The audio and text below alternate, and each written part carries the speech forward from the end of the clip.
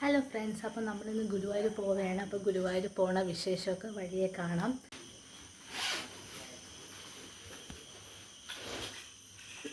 അങ്ങനെ ഞങ്ങൾ പാക്ക് ചെയ്യുവാണ്. ഞങ്ങൾക്ക് 12:25 ട്രെയിൻ വരുന്നത്. അപ്പോൾ 1 മണിക്കൂർ മുമ്പെങ്കിലും അവിടെ എത്താൻ നോക്കണം.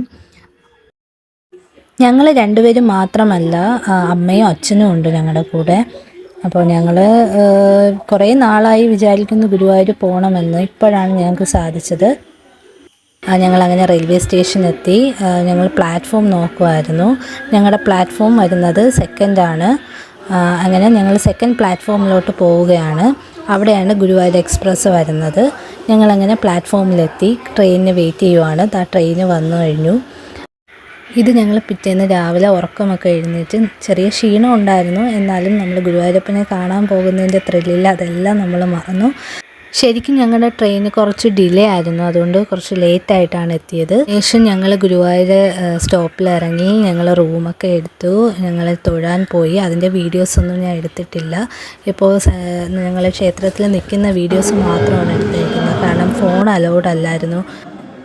ഞങ്ങൾ തൊഴുതിറങ്ങിയതിന് ശേഷം എടുത്ത വീഡിയോ ആണ്.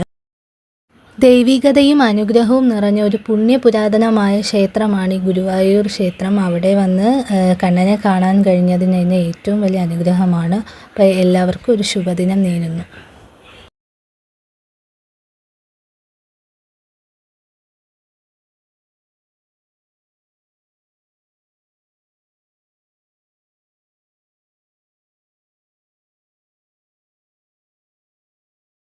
നേരുന്നു.